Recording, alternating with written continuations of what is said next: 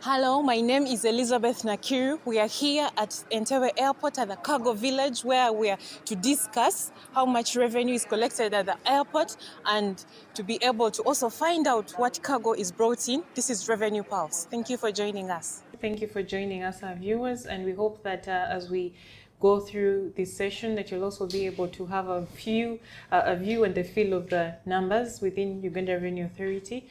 We have a special guest who will be telling us important aspects of the revenue at the airport. And welcome, my guest. Thank you for coming. Please introduce yourself.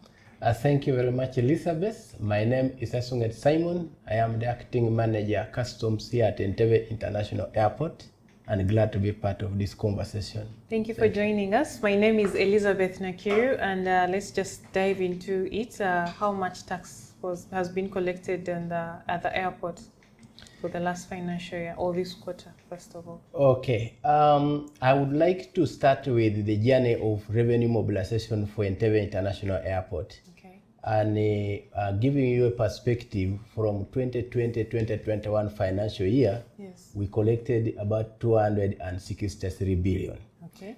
In the financial year of 2021-2022, we collected about 292 billion. Yes. And 2022-2023, we collected about 304 billion. Okay. So as you can see, the journey, the revenue has been growing, yes, that's true, through all this period. Okay. For the first quarter of the financial year 2023-2024, which Okay, we are about to end tomorrow, yes, we have so far collected about 70 billion. Okay. And nice, this is slightly more than the amount of money we collected in the same period last financial year, but about 1.2 billion. So yes, we are not yet up to our target for this financial year. And when we look through the figures in the previous financial years, for this period is always a slow start, okay, for us at the airport.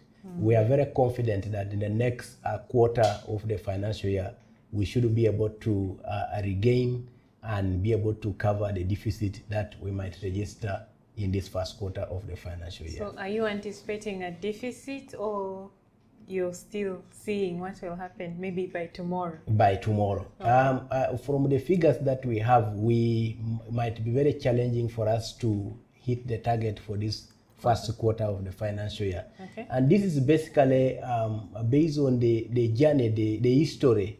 Between July and September is always a slow start. We are either receiving non-paying items more, and the taxes, the items that pay taxes are less. Okay. So when we look back in the previous financial years, we usually collect around 60 or 70 billion in the first quarter. Okay. But from October towards up to Christmas period is our bountiful harvest period. Okay. So we are planning and putting in place all the various nets to ensure that we maximize on the collections that are going to come in our bountiful period, which is the second quarter. So we do believe that we should be able to collect a sufficient revenue in the second quarter to overturn the potential deficit coming from the first quarter. Oh, okay. Thank you, Simon. Now you keep saying these numbers. There's 70 billion, there's 60 billion. So how is it collected at the airport? At the airport, we receive very high value items. Okay. Among those items are smartphones, the beautiful Samsung phones. We also receive the iPhones, yes. Yes. We also receive other very high valuable items like laptops and a telecom equipment. So we are now engaging the importers who bring those items to appreciate their importation plans, okay, for up to December, so that we can now begin to gauge where we shall be standing at that period. So once we receive those items, we collect very good money. Yes, of course, we also receive a lot of exempt cargo because medicaments. But in as far as revenue is concerned, yes, the items such as mobile phones, such as laptops, such as smart cards, SIM cards, they give us quite very good revenues.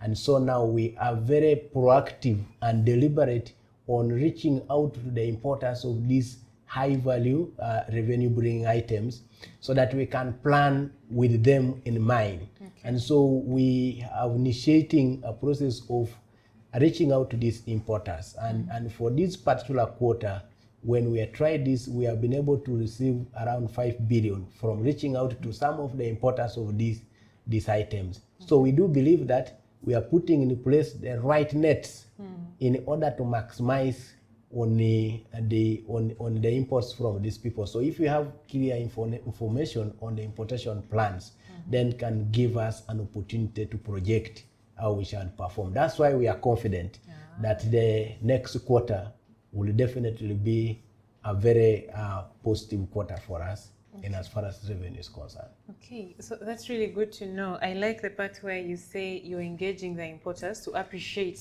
the tax impact that these products have on them. And this is one of the things that has enabled you get more revenue quickly and also be able to project it.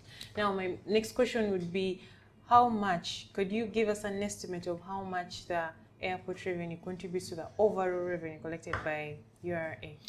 Yes, Entebbe is a region. Yes. And we are definitely one of those very strong contributors to the national revenue collection. Yes, yes. I will want to give you a picture that customs collects between 9 to 10 trillion of the overall collections. Revenue. Okay. Yeah, so just Entebbe alone, we are able to contribute to that revenue in billions. Okay. I did just mention that the last financial year we collected 304 billion. Okay. So if we removed that money from the 9 trillion, we would be doing badly. Okay. So surely the Entebbe International Airport is one of those regions that is a very, very connected to revenue mobilization. Okay. This financial year, we are looking at a target of about 480 billion. That's what we are supposed to collect. Okay. And so when we are planning with that in mind. And we do believe in the years to come, this region will be contributing close to $500 billion on non-intrusive inspection done for air cargo. Okay. Last financial year, starting from August, we deployed what we call pallet scanners. So we are able to scan cargo that comes into the country. Up to about 96% of all the cargo is scanned. Okay. Now, to put a picture, from when we started scanning up to yesterday, yes, we had already done about 37,000 screenings. Okay. And out of that, about 1,200 were highlights, the incidences of non-compliance that were detected from these consignments. So those are scans you're doing within one day? No, for the entire period. Oh, for the entire period, from when we started in August 2022 up to yesterday. Okay. Yes. So and we have about 4% of the cargo that we don't scan for various reasons. We receive sensitive items like some aircraft parts, okay, but also we have things like live animals, or even we have things like blood or some other key samples like embryo, fertilized embryo. We also receive them once in a while. So such items are not scanned.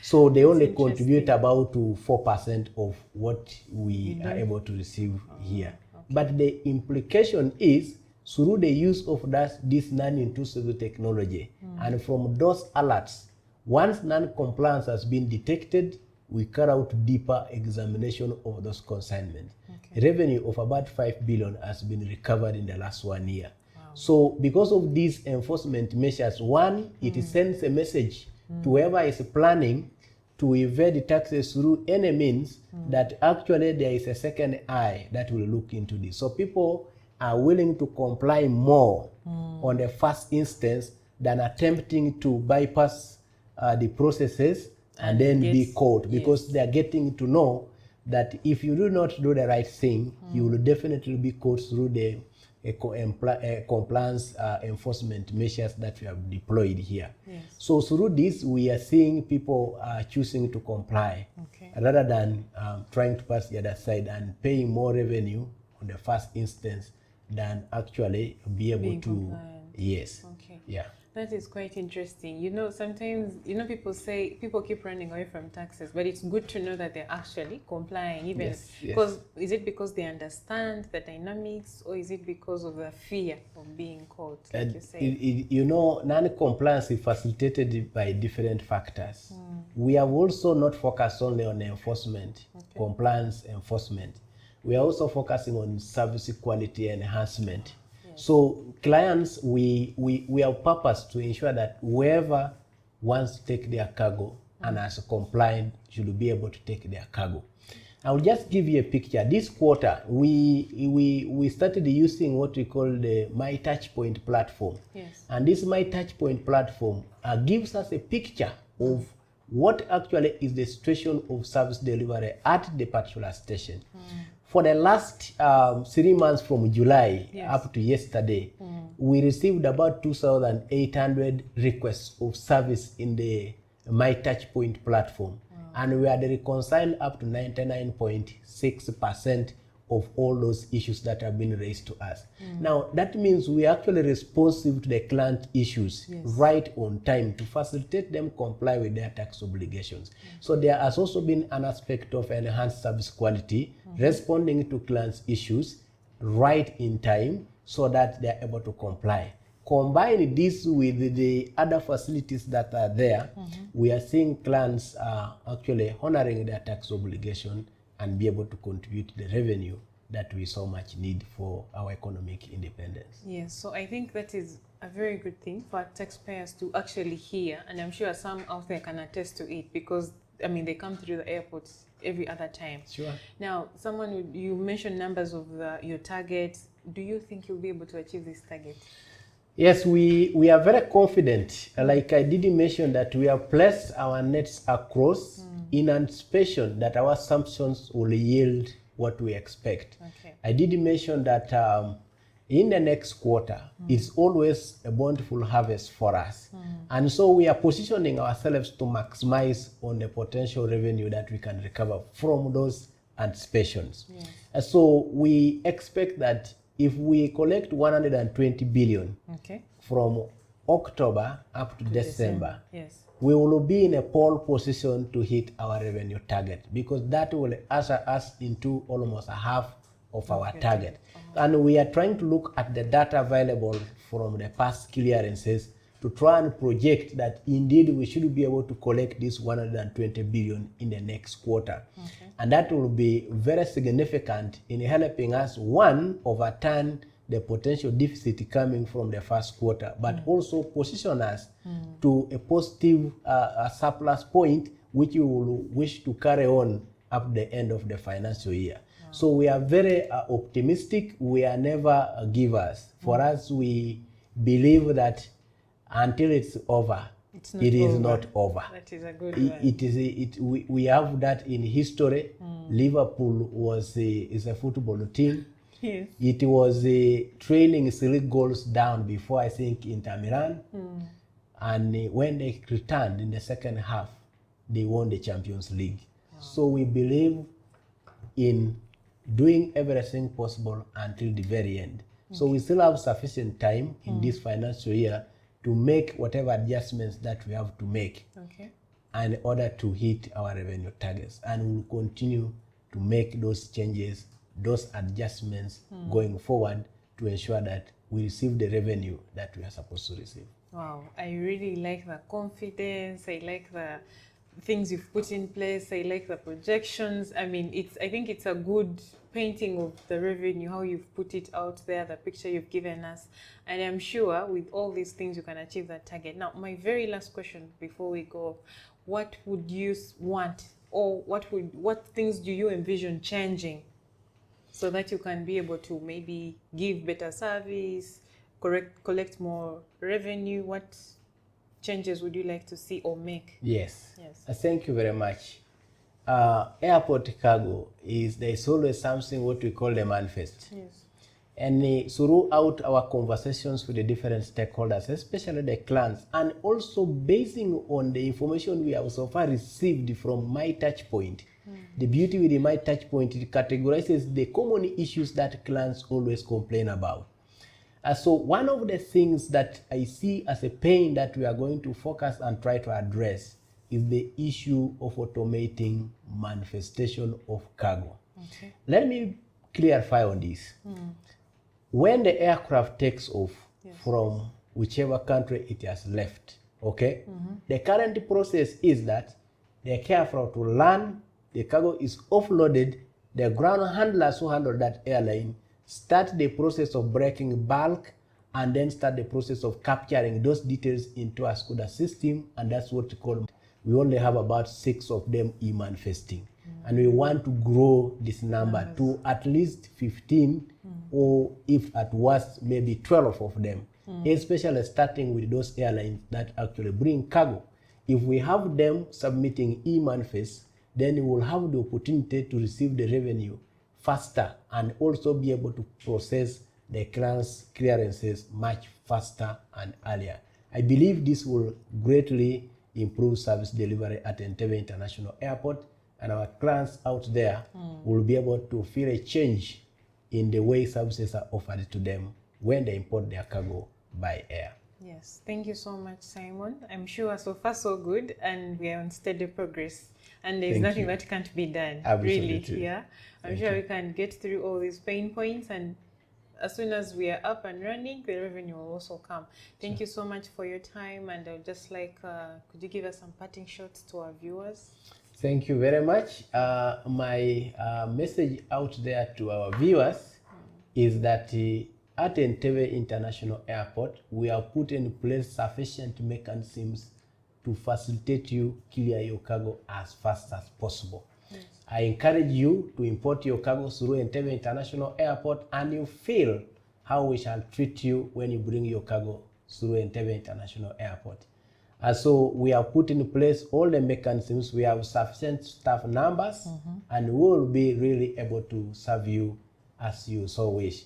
I also want to re-echo out there to the people listening to us or watching us that there are also instances of fraud. Yes. And I always want to end my message by cautioning you that Uganda Revenue Authority staff do not receive money through their mobile phones or cash from anyone. All taxes for Uganda Revenue Authority are paid in a bank. Thank you so much. Simon, thank you so much for joining us on the show, and hopefully we'll have you next time. Thank you all our viewers for joining Revenue Pulse, and hope to see you next time. Bye.